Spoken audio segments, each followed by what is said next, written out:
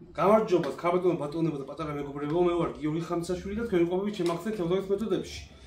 კიდევ ერთხელ მინდა მადლობა გადავუხადო მაღაზი Amazon-ს, რომ ესეთი კიდე დაგვიქმნეს სივრცე, რომ გადავიღოთ ძალიან მაგარი ვიდეოები და მადლობა კიდევ ერთხელ მაღაზი Amazon-ს. მოკლედ, დღეს არ ვიქნები მარტო, დღეს დამეხმარება ჩემების მოცემაში ჩემი მეგობარი არჩი ჭინჭარაული. გამარჯობოთ ყველას. არჩი ჭინჭარაული არის მოქმედი სპორტსმენი, მეგობრებო, ფიდერში, ფედერაციის წევრია, ასევე მანამდე ჩვენ დიდი გზავა გავლილი ტივტივის სპორტულ თევზჭერაში, ბევრი ტურნირები ჩატარებული ერთად და გაიძულო გატარებული, ასე ვთქვათ რა. მოკლედ, დღეს ავხსნით ტივტივის მონტაჟს, ორ ვარიანტს წამოგიგეთ მეგობრებო, რო არ დავიბნეთ. არჩილი ახსნის ყრუ მონტაჟს, როგორი იწყობა ზუსტად და სწორად და გამოიყენება და დაშვებულია ტურნირებზე და მე ავხსნი ფიქსირებულ ტივტივას, რომელიც დაშვებულია სპორტში და დაშვებულია სპორტული ხედვით. ასე რომ, ეხლა დავიწყოთ, ჯერ დავუთმობ არჩიკოს, რომ ახსნას ყრუ მონტაჟი მეგობრებო და მეც ჩავეთვები ხოლმე ნენერად და მეც ავაწყობ ფიქსირებულ ტივტივას. მოკლედ, აბა ჩვენ ხა ავხსნით ძმა სპორტული ტივტივა. კიდევ ერთხელ მივესალმები შენს მაყურებელს, გიო. მოკლედ, სპორტში ძალიან მნიშვნელოვანია მონტაჟი. მონტაჟი თუ სწორად არ არის აწყობილი, სავარაუდოდ ყოველი ტური დამთავრდება ძალიან დიდი კარახით.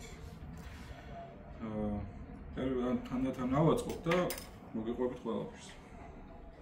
მოკლედ, როცა ჩვენ ვაწყობთ ტივტივის მონტაჟს, გვჭირდება რა? ტივტივა შესაბამისად გვჭირდება ესეთი სტოპორები ფიქსაციისთვის, ტივტივის ფიქსაციისთვის. გვჭირდება აი ესეთი რგვალი სიმძიმეები, უმჯობესია ეწეროს რამდენი გრამიანი ბურთულები ყრია შიგნით. გვჭირდება რვიანა და თუ რატო ეს ყველაფერი, ახლა აგიხსნით. მოკლედ, ტივტივის მონტაჟისთვის ტივტივა რო დავაფიქსიროთ, გვჭირდება ჯერ სტოპერი. ცოტათი სქელძვავს, მაგრამ უფრო ხედვადი იყოს. შემდეგ ტივტივაზე ვკიდებთ აი ესეთ კარაბინს და რვიანას. ეს იმისთვის არის კარგი, რომ თუ სიტყვაზე ტივტივის შეცვლა გვჭირდება, ან წითელი ფერი არ მოგწონს ტივტივის და გვინდა რომ მწვანე ფერის დავაყენოთ, რომ თვალისთვის უფრო ადვილად ასაქმელი იყოს, ნუ ეს განპირობებულია უკვე ამინდზე. როცა ღრუბლიანი ამინდი არის ფოსფორისფერი უკეთესად ჩანს, როცა მზიანი ამინდია შავი ფერი ჩანს უკეთესად, როცა ესეთი ნეიტრალური დღე არის, ნაწილობრივ ღრუბლიანი, ნაწილობრივ მზიანი, მაშინ წითელი ფერიც კარგად ჩანს და ნუ შავით შესაბამისად. ამ შემთხვევაში ტივტივას ავაწყობ, რომელსაც წითელი თავი აქვს. ეს გავიგეთ ხო, მოკლედ გივანურისთვის გვჭირდება რა ეს კარაბინი რვიანა, იმიტომ რომ ამას როცა წამოვაცვავთ, აი ესე ეს რვიანა თავის კარაბინით დარჩება აქ, თუ პირობითად დაგჭირდა ტივტივის შეცვლა, მოვხსნით კარაბინიდან, ახალ ტივტივას დავაგებძეთ, შევგრავთ ამ ტივტივას, შევინახოთ. ეხლა მე ვაკეთებ აქ ერთ სალ სტოპერს ზემოთ და ქვემოთ გავუკეთებ ორ სტოპერს, იმიტომ რომ ამოქაჩვის დროს, ანუ ამოკვრის დროს, როცა ამოკვრის გავაკეთებთ, ტივტივა არ დაცურდეს ქვემოთ. ანუ ქვემოდან ორი სტოპერი, იმიტომ ჭირდება, რომ უფრო მეტად მყარად დატოვოს ჩვენი ტივტივა. სროლის დროსაც არ ჩაიწიოს. სროლის დროსაც არ ჩაიწიოს ქვემოთ. მოდიში გამოტანე. ეხლა სანამ აწყობს არჩიკო, მეც დავიწყებ თუ აწყობას, მეგობრებო და გაჩვენეთ მე რას გავუკეთებ. შეიძლება მითხრათ, რომ ხო აქციული გაქვთ უკვე მეგობრებო, მაგრამ ეხლა ისევე რა აწყობ ტივტივას, თუ ეს სიტყვები არ დავხარჯეთ რა. აჩვენე? აი ესეთი რამე გამოვა. ზევით ერთი ცალი სტოპერი, ქვემოთ ორი. ეს უკვე საკმარისია ტივტივის მყარად დასატოვებლად ზღვაზე. კარაბინი ახსნილი გვაქვს და იცით მეგობრებო, არ მეუბნებით, უბრალოდ ეხლა ისე ვერ ავხსნი ხა ტივტივას, რომ ეს ყველაფერი არ ავხსნით მეგობრებო რა. რა თქმა უნდა, კარაბინი იმდო გვჭირდება, რომ ტივტივა შევცვალოთ, მაგრამ ეხლა განსხვავებულ სტილს და განსხვავებულ მიდგომას გასავლით და გაჩვენებთ არჩიკო. განსხვავებულს. ესენი ეხლა ზოგან არ მინახია, მაგრამ ესეთი წყობით მხოლოდ სპორტში თევზაობენ რა. კი მინახავს ახლა სამოყვარულოშიც რომ თევზაობენ, მაგრამ ამას არ იყენებენ ხშირად მეგობრებო რა. და ესეთი მიდგომები ძალიან კარგია ფრთხილ-თევზზე, კობრზე ხო აჩო? კობრზე რა თქმა უნდა. კობრზე და ზოგადად ყველა თევზზე. ფიქსირებული ტივტივა იმისთვის არის კარგი, რომ თავარი სიმძიმე და სიმძიმის ცენტრი უშუალოდ განაწილებულია ტივტივაზე. ტივტივას ეს ყველაფერი ეხმარება იმაში, რომ საკმაოდ შორ დისტანციაზე გავიდეთ, იმიტომ რომ ძირითადი სიმძიმე თვითონ ტივტივას აქვს და სხვა არაფერი წინაღობას არ შეუქმნის გასროლის დროს და წერტილში უფრო გაგვიმარტივდება თევზაობა. წერტილში თევზაობა ზოგადად როგორც სპორტულ ტურნირებზე, ისე ზოგადად სამოყვარულო გასვლებზეც ძალიან მნიშვნელოვანია, იმიტომ რომ ჩვენ რა ადგილსაც დავყვებავთ, იმ ადგილში უნდა ვითევზავთ. ჩვენ თუ დაკვებილ ტერიტორიას პირობითად ამ ტერიტორიას გავცდებით აქეთ-იქით, შესაბამისად აზრი არ ექნება ჩვენ ჩაგდებულ მონტაჟს და ყოველი გასროლა იქნება ფუჭი გადაგდება. რაც ტყუილად დაგვაკარგინებს დროს და ენერგიას. კი ბატონო.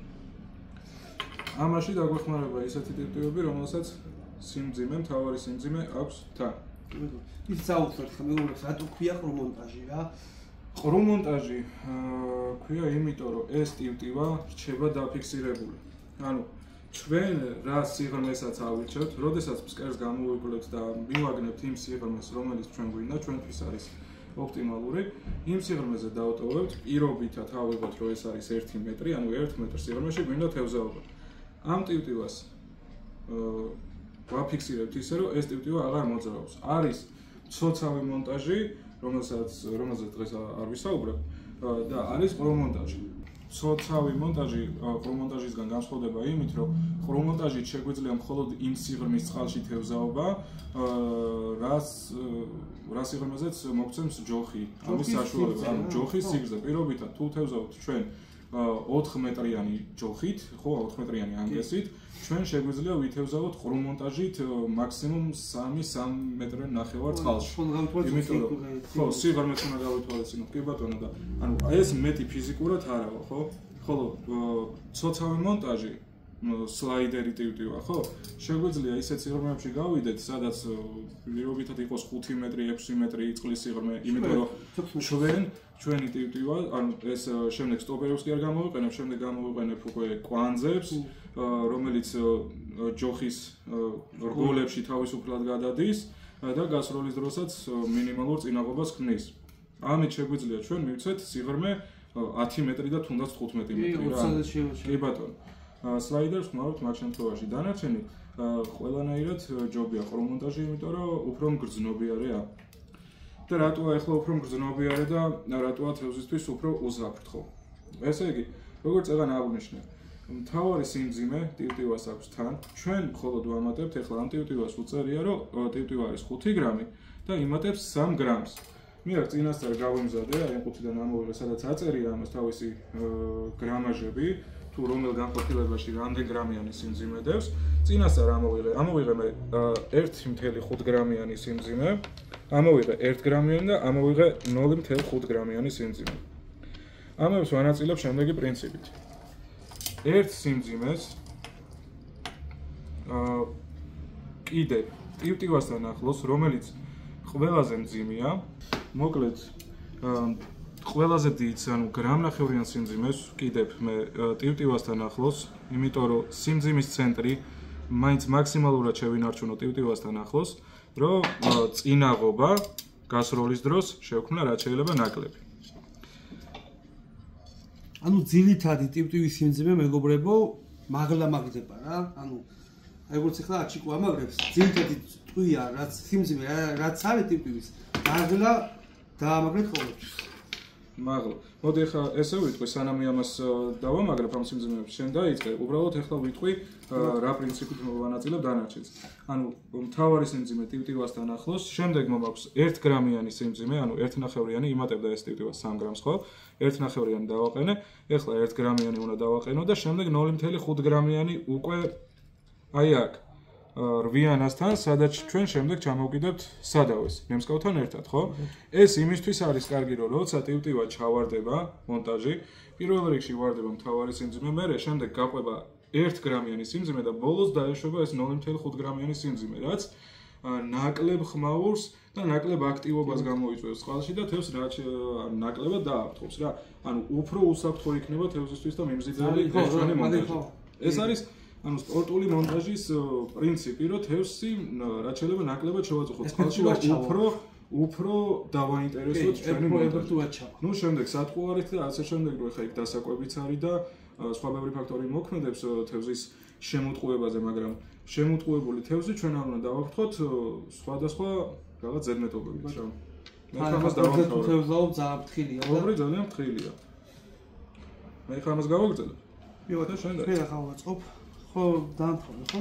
კი, მე დავამთავრე ხო რა. ბოლოს ვაშვი. მოკლედ ახლა აჩიკომ გაჩვენათ სპორტული წყობა, ყრუმონტაჟი ანუ და კიდე დავამატებ რომ ყრუმონტაჟს ახლა რატო ვიყენებთ ხო როცა ეს წყობი ანუ ამ წყობით რაც ახლა აჩიკომ ააწყო მეგობრებო შეიძლება სლაიდერიც ააწყოთ და ასევე ყრუმონტაჟი აი ესეთი თითქოს ვაქს სიმძიმეები აი ამას თავის სიმძიმეები მეგობრებო ახლა ჩავაგდოთ ხო დაახლოებით ხო დადგება ახლა ეს ხო ანუ იცი როგორი მომენტია რომ როცა ჩვენ ტივტივას ვაწყობთ ხო ეს სახლში აწყობილი და ბოდიში აი ვანაში გატესტილი აზრი არ აქვს ჩვენ სიმძიმეებით უნდა დავპირთოთ იმ კონკრეტულ წყალსატევზე სადაც გავდივართ სათევზაოდ რა იმიტომ რომ წარმოებელს უწერია 5+3 მაგრამ ნაგულისხმები ზუსტად რადონის დაძირვა აქვს გათვლილი ჩვენ ეგ არ ვიცით მაგრამ ზოგადად ტივტივა უნდა იძირებოდეს დაახლოებით აი ესე, რომ ჩანდეს მხოლოდ წითელი თავი. შეიძლება მწარმოებელს გათვლილი აქვს, რომ ჩანდეს აი ესე. წვანესთან ერთად ესეთი მონტაჟი ჩვენ არ გვაწყობს.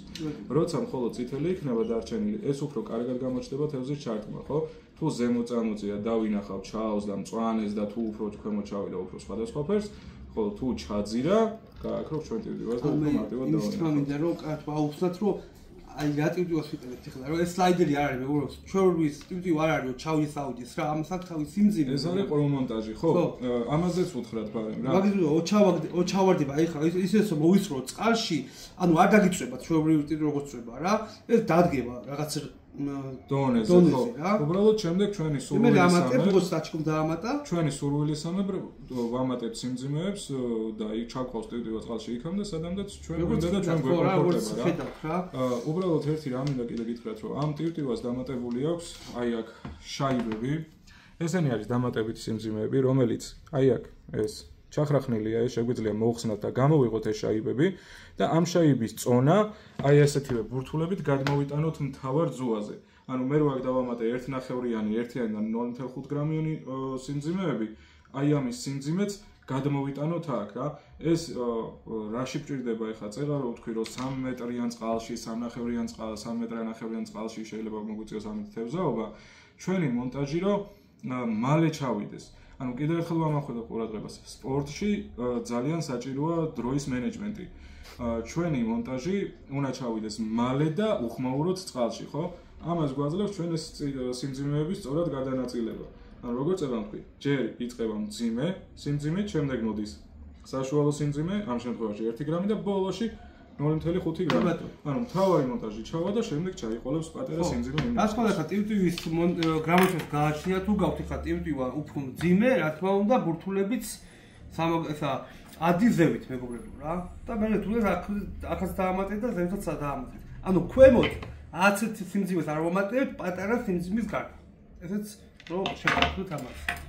შეგიძლიათ გააკეთოთ პატარები და ასე შემდეგ. მოდი ახლა ავაწყოთ ჩვენ უკვე ფიქსირებული ტივტივა.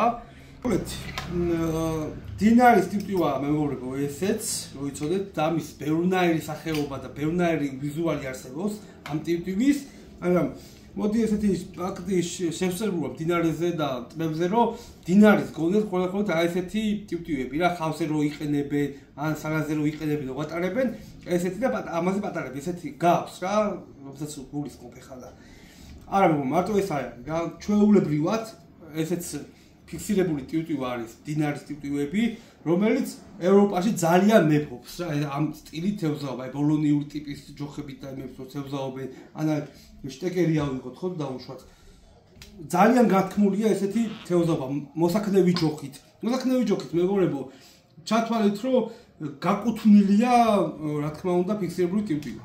მაგრამ ახლა სამოყვარულოში ვიყენებ ხოლმე ცოცხალ ტივტივასაც რა, ხო ეგრეა, ხო? რა თქმა უნდა, სამოყვარულოში ახლა სულ ვის როგორი ტივტივა მოწონს იმის მიხედვით რაღაც. მაგრამ ახლა ჩვენ ვიძახით და ჩვენ გიხსნით, რაც შექმნილია და მოიგონეს რა რისთვის არის გაკეთებული იმის. მაგას გიხსნით მეგობრებო და სწორი რა. კი, სწორი რა არის? კი ბატონო, მაგას გიხსნით მეგობრებო, თორე სამოყვარულოში შეგიძლიათ ახლა ეს საერთოდ არ გამოიყენოთ და სხვა რაღაც გამოიყენოთ ასე შემდეგ. მოკლედ, აი ეს ჩავიდა ძუვა. პირველ რიგში ჩავიდა ძუვა. შეიძლება შეხვდეთ სილიკონის რგოლები, შეიძლება შეხვდეთ მეტალის რგოლები, ამას დაგაბნიოთ. მოკლედ შევიდა აქ, რა თქმა უნდა, ეხლა ჩვენ შეიძლება შეხვდეთ ესეთი რგოლები, მაგრამ შეიძლება შეხვდეთ აი ესეთი მეგობრებო, აი ესეთი ანტენა, რომელსაც სილიკონები, აი ესეთი პატარა სილიკონები აქვს, შავები, ხა გაჩვენებთ. აი ესეთი სილიკონებია.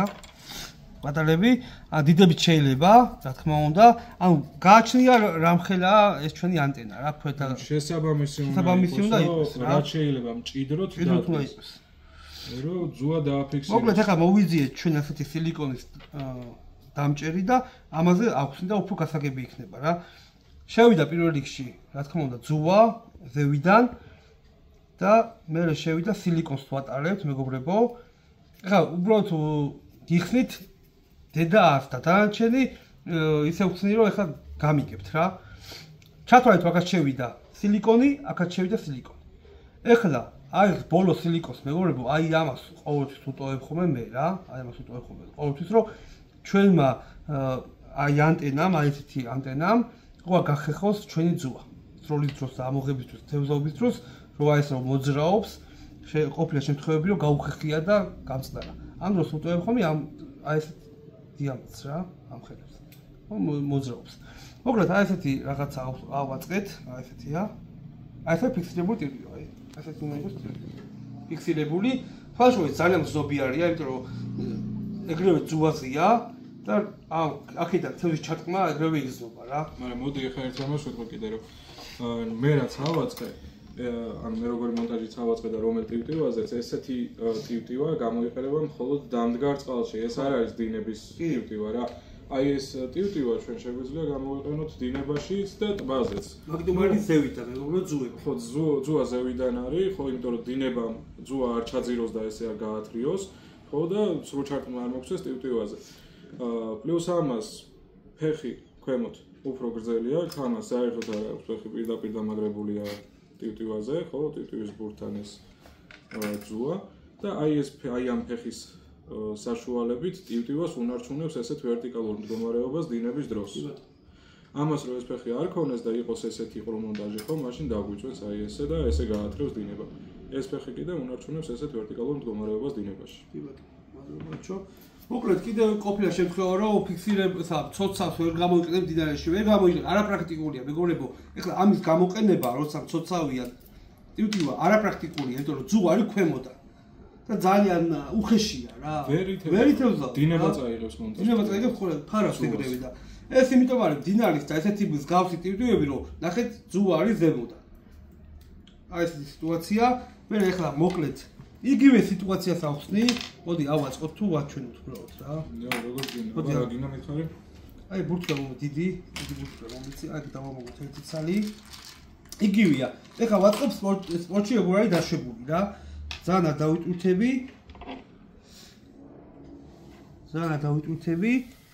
ამაზე შეგიძლიათ რომ ყოფილაში თუ წვრილი ძუები გაქვთ, ეხლა ამან აჩიკომ ხვააწყო ძუაზე, ხო? შეგიძლიათ ეხლა პატარა სილიკონის ბურთების ჩააყოლოთ რა, სტოპერებიც, არა ეს სხვა თემაა და ამას მე აქვს. მოკლედ, იგივე ხდება აქაც. და კიდე გადავუჭიროთ. ბარემ უთხარი ახლა რა შეჭირდება ეგ სილიკონის ბურთი.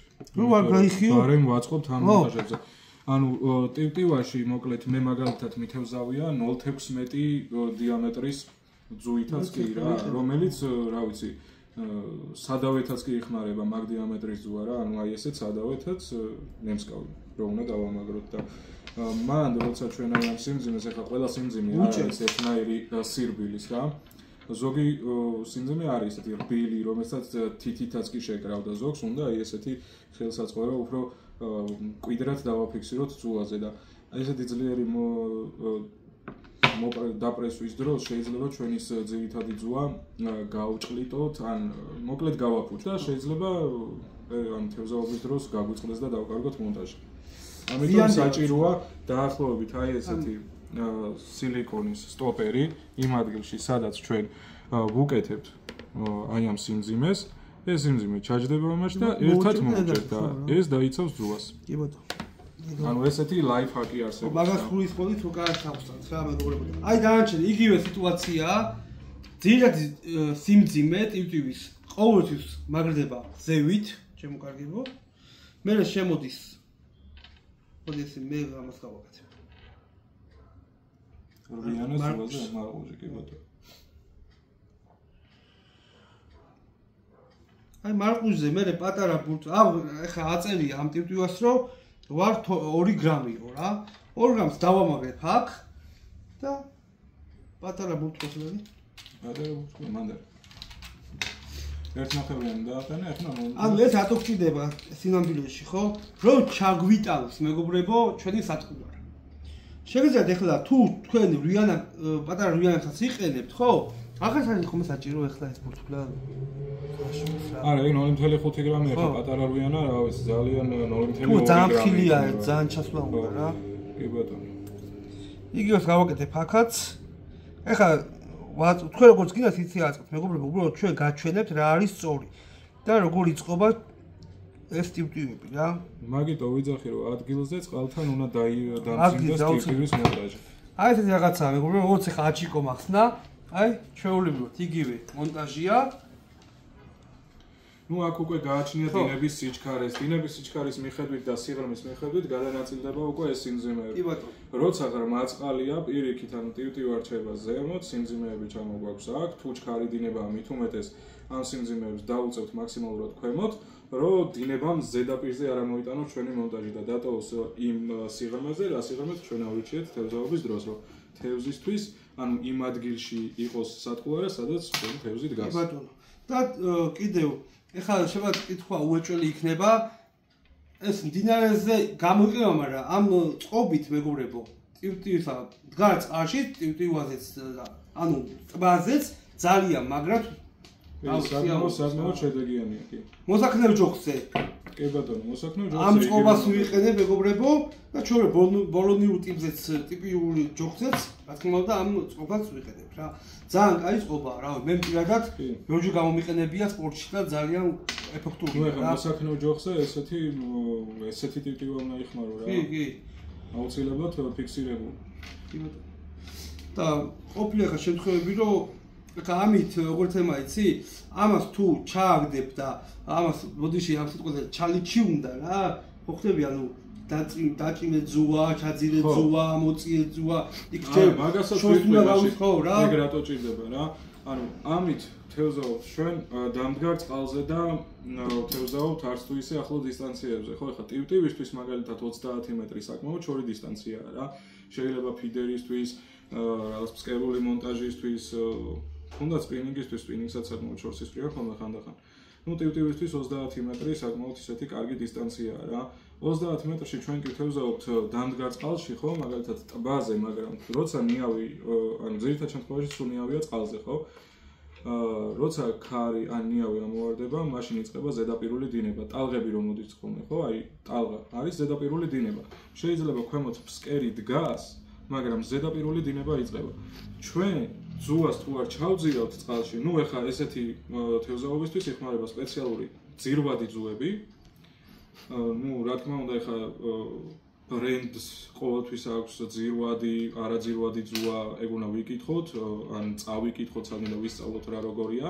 ეხლა ეგ თემა ძალიან შორს აგვიყვანს და მოკლედ დროში სავარაუდოდ ვერ ჩავატარეთ.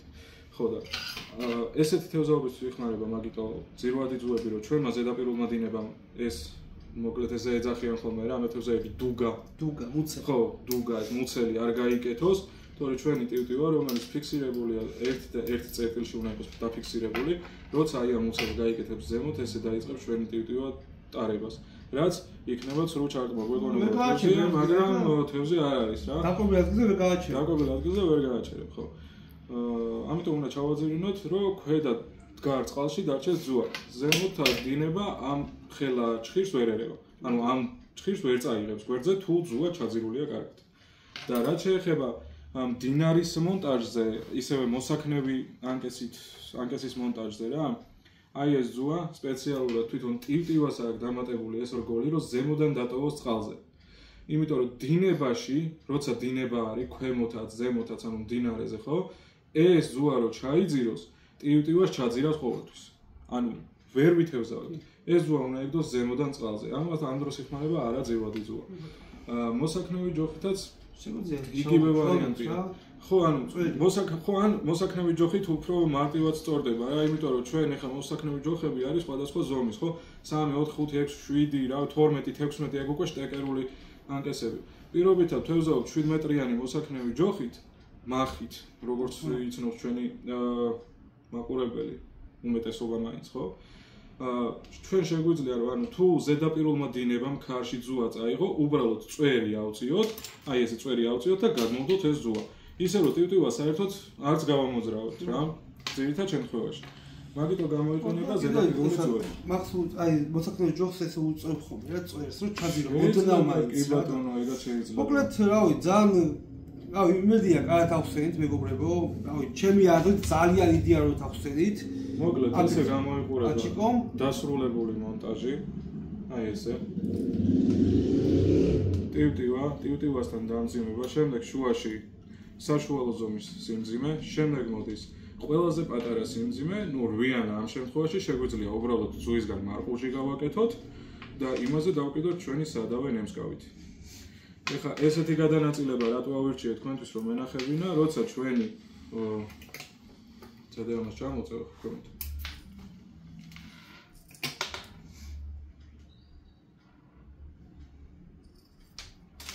დავაყოლით აი ამ სიღრმის წყალში რა ვიყოთ, ხო? როცა ჩვენ მონტაჟს ჩავაგდებთ, ანუ ნემსკავი გდია ფსკერზე, ხო? დანარჩენი სიმძიმეები ესეა ანუ ჩამოშვებული წყალში. ჩვენი როცა თევზი აიღებს სათყვარას, ანუ ნემსკავზე როცა დაждდება, თევზი იწყებს მოძრაობას. ანუ პირველი რასაც გააკეთებს იქნება ამ 9 გრამიანი სიმძიმის ჰაერში აგდება. რაც გამოიწვევს, ანუ როცა ფსკერიდან მოშორდება 9 გრამიანი სიმძიმე, ჩვენი ტივტივა დამძიმებული როცა გვაქვს ჩაძირული ამ ხელაზე, პირველი 9 გრამიანი სიმძიმე, როცა მოშორდება ფსკერს, ეგრევე წამოვა ზემოთ ტივტივა. აი ეს. დაახლოებით.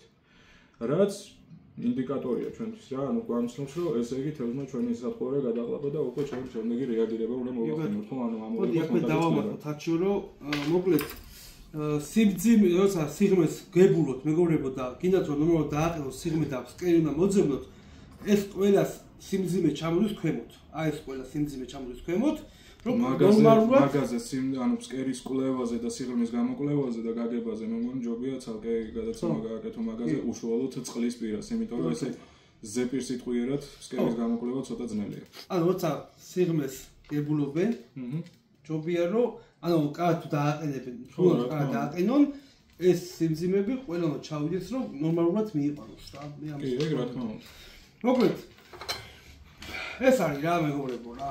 მოკლედ ეს არის ფიქსირებული ძუაზე, ეგრევე ძუაზე აყვანილი, ეს არის ანუ ცოცავი მონტაჟი, შეგვიძლიათ იყოს პრომონტაჟი, ასევე სლაიდერი, ანუ ძუაზე დადის, ესეთი აწყობით შეგვიძლია ვააწყოთ მეგობრებო რა. იმედია კაი ვიდეო იყო, კიდე შეიძლება დამისვათ კითხვა, იმიტომ რომ ბევრი მესიჯი შემოვიდა, რატო არ თევზაობ და ასე შემდეგ, დააგვიანე თევზაობაო. მეგობრებო, დღესასწაულებზე არ დავდივარ. და თან ახლა მოიხსენება თუ აღდგომა მოდის, ძიმე მარხვა და თავს ვიკავებ მეგობრებო და რო ჩაივს აღდგომა, რა თქმა უნდა, შემოგიერთდებით უკვე თევზაობებით, სიონიდან, ბაზალეთიდან და ასე შემდეგ. მოკლედ, მადლობა აჩო. კარგი იყო, ძალიან კარგი იყო, გასცემი ყველაფერი და რა უეცადე ხა. ძალიან კარგი იყო, მონტაჟები აღამისყია, რა თქმა უნდა დამავიწყდა. მე კიდევ უნდა დავუსვით, მაგარი. ძალიან კარგი იყო. მოკლედ რა თუ რამე კითხვა ექნებათ, შენ არ დაზარდები და გასცენ შემაგულათაც.